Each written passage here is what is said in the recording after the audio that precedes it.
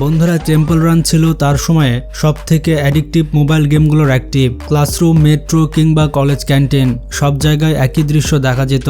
মানুষ দৌড়াচ্ছে, কয়েন তুলছে আর ডেমন থেকে বাঁচার চেষ্টা করছে। সব মিলিয়ে বলা ভুল হবে না যে আজ মোবাইল গেমিং যে জায়গায় এসে পৌঁছেছে তার শুরুটা কোথাও না কোথাও টেম্পল রান থেকেই হয়েছিল। হ্যাঁ, আজকের সময় ফ্রি ফায়ার আর বিজিএমআই এর মতো হাই গ্রাফিক্স গেমের যুগ, কিন্তু সে সময় টেম্পল রান এমন একটি গেম ছিল যেটা শুধু গেমাররাই নয়, প্রায় সবাই খেলতো। বয়স, লিঙ্গ বা আগ্রহ কোনো কিছুরই কোনো সীমা ছিল না। কিন্তু যে গেমটা পুরো পৃথিবীকে শিখিয়েছিল যে থ্রিল জেতার মধ্যে নয়, বরং আরেকটু বেশি দৌড়ে যাওয়ার মধ্যে লুকিয়ে আছে, সেই গেমটাই শেষ পর্যন্ত এই দৌড়ে কিভাবে পিছিয়ে পড়ে গেল। চলুন আজকের এই ভিডিওতে সবকিছু বিস্তারিতভাবে জেনে নিই। বন্ধুরা, টেম্পল রানের গল্প শুরু হয় এক স্বামী স্ত্রীর জুটি দিয়ে, কিথ শেফার্ড এবং নাতালিয়া লুকিয়ানোভা। তারা দুজনেই ভেগনা টেকনোলজিস নামের একটি কোম্পানিতে চাকরি করতেন, যেখানে তাদের কাজ ছিল হাসপাতালের জন্য সফটওয়্যার তৈরি করা। কাজটা খারাপ ছিল না, কিন্তু মনে একটা ইচ্ছা ছিল নিজেদের কিছু করার, এমন কিছু যেখানে ক্রিয়েটিভিটির কোনো সীমা থাকবে না। কিন্তু কি করবেন আর কিভাবে শুরু করবেন সেই ব্যাপারে তাদের কোনো স্পষ্ট আইডিয়া ছিল না। কিথ ছোটবেলা থেকেই গেম ডেভেলপমেন্টের প্রতি আগ্রহী ছিলেন, এজন্য তিনি তখনও এই কাজটাকে নিজের সাইড হবি হিসেবেই চালিয়ে যাচ্ছিলেন। পাশাপাশি তিনি অ্যাপল মোবাইল ফোনের এত বড় ভক্ত ছিলেন যে নতুন আইফোন লঞ্চ হলেই তাকে সবার আগে লাইনে দাঁড়িয়ে থাকতে দেখা যেত।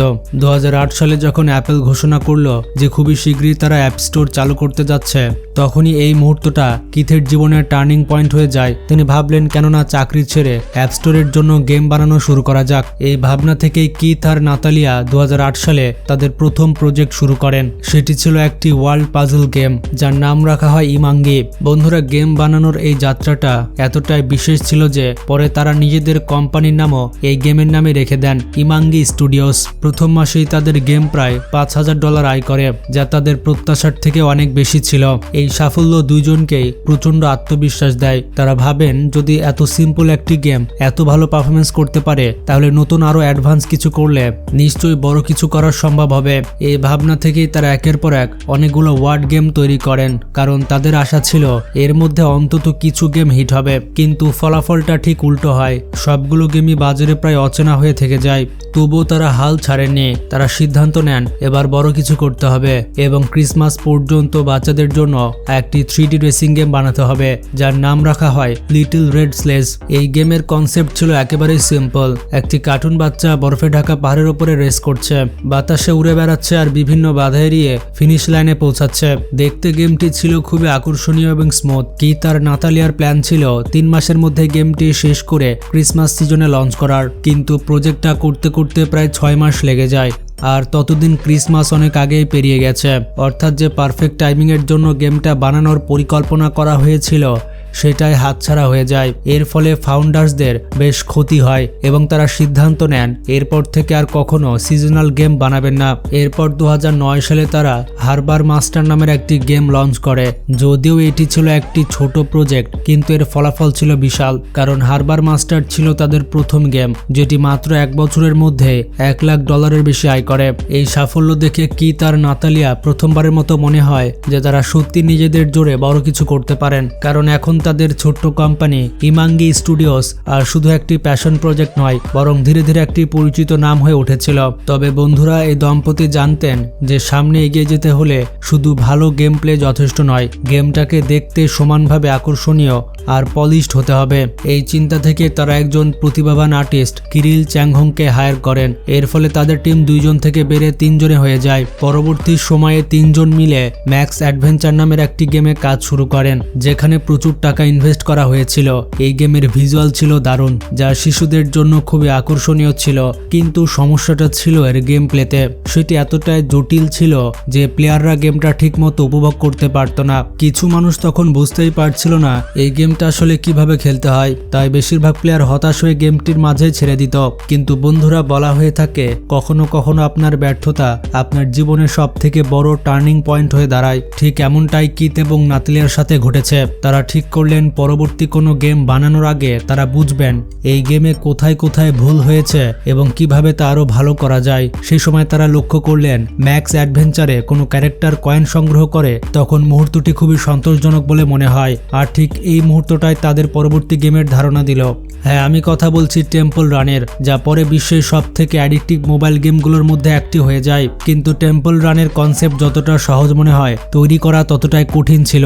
এই নিয়ে টিমের মধ্যে নানা ধরনের দ্বন্দ্বও শুরু হয়। আসলে ম্যাক্স অ্যাডভেঞ্চারের ব্যর্থতার পর তারা সিদ্ধান্ত নেন পরবর্তী গেমটি হবে সহজ এবং সরল, যা কোনো নির্দেশনা ছাড়াই খেলতে পারবে। ইমাঙ্গি স্টুডিওর টিম প্রতিটি গেমের শুরু করত প্রোটোটাইপ দিয়ে, মানে ফাইনাল আর্ট বা গ্রাফিক্স ছাড়া শুধু একটি বেসিক স্ক্রিন তৈরি করা হতো, যেখানে কিছু সহজ আকৃতি আর একটি ক্যারেক্টার থাকতো যা কেবল সামনে দৌড়াতো। এই প্রোটোটাইপ দেখার পর কিরিল একটি আইডিয়া দেন যা ইমাঙ্গি স্টুডিওর ভাগ্যই পাল্টে দেয়। তিনি বললেন, কেননা গেমটি একটি টেম্পলে সেট করা হোক যেখানে পুরনো খোদাই আর তার পাশে ভয়ঙ্কর জঙ্গলের পরিবেশ থাকবে। কিথ শেপার্ডকেও এই ধারণার সঙ্গে সঙ্গে পছন্দ হয়, কিন্তু একটি প্রশ্ন ছিল, ক্যারেক্টারটি কেন দৌড়াচ্ছে? তখন তারা গল্পে একটি মিথোলজিক্যাল মোড় নিয়ে আসে। একজন এক্সপ্লেয়ার মন্দির থেকে কিছু মূল্যবান কিছু চুরি করেছে এবং এমন একটি রহস্যময় জগতে আটকা পড়েছে যেখানে তাকে ক্রমাগত দৌড়াতে হচ্ছে। যখন সে দৌড়াচ্ছে তাহলে প্রশ্ন হচ্ছে তার পিছু কে করছে। ইমাঙ্গির নীতি পরিষ্কার ছিল, তারা কোনো বন্দুক বা সহিংসতার ব্যবহার করবে না। তাই তারা ঠিক করে টেম্পল থেকে কিছু চুরি করার পর প্লেয়ারের পিছু একটি বিশাল পাথর গড়িয়ে আসবে, যা এত বড় হবে যে প্লেয়ারের কাছে কোনো প্রতিরোধের সুযোগ থাকবে না, শুধু জীবন বাঁচাতে দৌড়। কিন্তু এরপর টিম ভাবলো যদি বিপদ আরও একটু ভয়ঙ্কর হয়, গেমটি আরও মজাদার হতে পারে। তখনই কিরিল পাথরের পরিবর্তে ডেভিল মাঙ্কি আনতে বললেন। এরপর তারা মাঙ্কির ডিজাইন শুরু করেন, একটি চেহারার ইমেজ যা অত্যন্ত হটেড দেখা, চোখগুলো জ্বলছে এবং প্রতিটি চলাফেরায় অদ্ভুত ভয় ছড়াচ্ছে।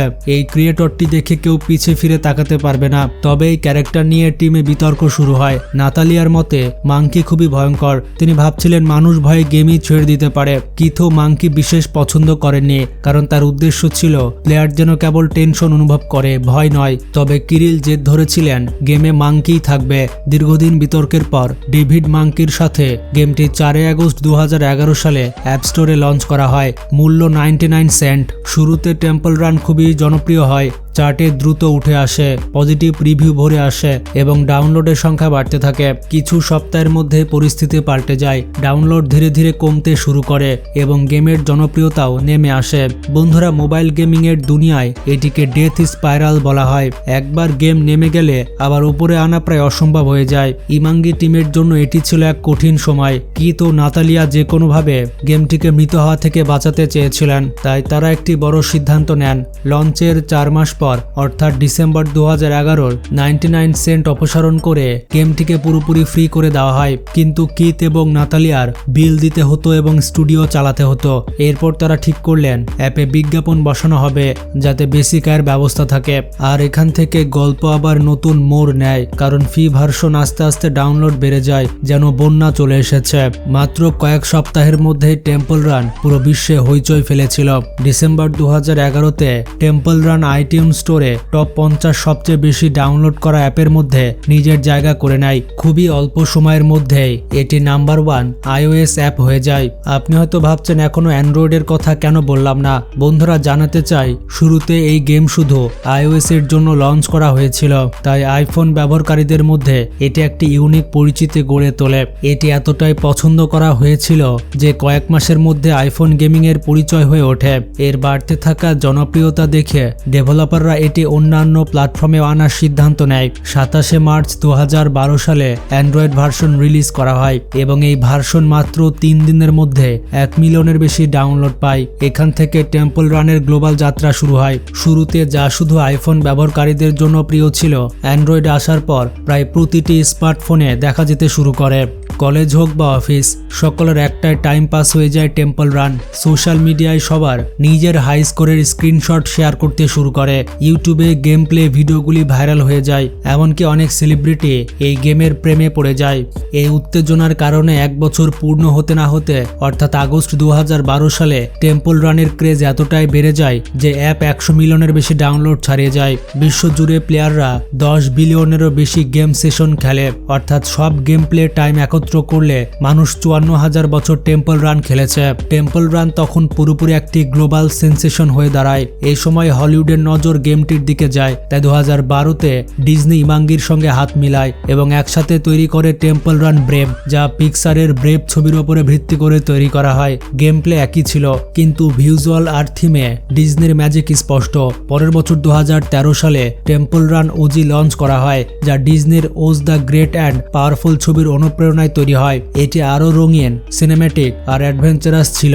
খেলতে খেলতে প্লেয়াররা মনে করত যেন সে সিনেমার কোনো অংশ। সেই বছরেই টেম্পল রান 2 লঞ্চ হয়, যা মূল গেমের সিকুয়াল। সবকিছুকে বড়, ভালো এবং আরও থ্রিলিং করা হয়। 2 সপ্তাহের মধ্যে এটি 50 মিলিয়ন ডাউনলোড নিয়ে অ্যাপ স্টোরের সমস্ত রেকর্ড ভেঙে দেয়। টেম্পল রান 2 একটি বিশেষ চরিত্র ছিল, উইলিয়াম বোল্ট সেন, বাস্তব জীবনের বিশ্বের সবথেকে দ্রুততম দৌড়বিদ। বোল্টও নিজেকে ভালো রাখতে টেম্পল রান খেলতেন। ইমাঙ্গি তা জেনে তাকে গেমে যুক্ত করার অফার দেয়। এরপর কি হলো? রিয়েল লাইফের দ্রুততম মানুষ এখন গেমেও দ্রুততম চরিত্র হয়ে গেল। এই সহযোগিতা এতটাই জনপ্রিয় হয় যে প্লেয়াররা মনে করত তারা নিজেই বোল্টের গতিতে দৌড়াচ্ছে। কিন্তু বন্ধুরা, যেভাবে উচ্চতার পর ঢালান শুরু হয়, টেম্পল রানেও সেই ঢালান শুরু হয়। গেমটি ধীরে ধীরে নিজের পুনরাবৃত্তিতে আটকে যায়। প্রতিবার একই লোপ, রান, টার্ন, জাম্প, ডাই, এরপর আবার রান। এভাবে প্লেয়াররা ধীরে ধীরে বিরক্ত হতে শুরু করে। তারা চাইতে শুরু করে নতুন মিশন, যা আরও বেশি থ্রিল দেবে। কিন্তু ইমাঙ্গি স্টুডিও গেমের সরলতা বজায় রাখতে চায়। ঠিক তখনই তাদের কম্পিউটার সারফাস লক্ষ্য করে। 2012 সালে এই গেম লঞ্চ হয়। প্রথমে সাবওয়ে সারফাস দেখতে এটি টেম্পল রানের মতোই, একটি শেষহীন দৌড়, যা শুধু দৌড়াও আর বাধা এড়াও। এই দুইটাই নেভার এন্ডিং গেম ছিল, কিন্তু পার্থক্য বিশাল। সাবওয়ে সারফাস দ্রুত, রঙিন এবং জীবন্ত।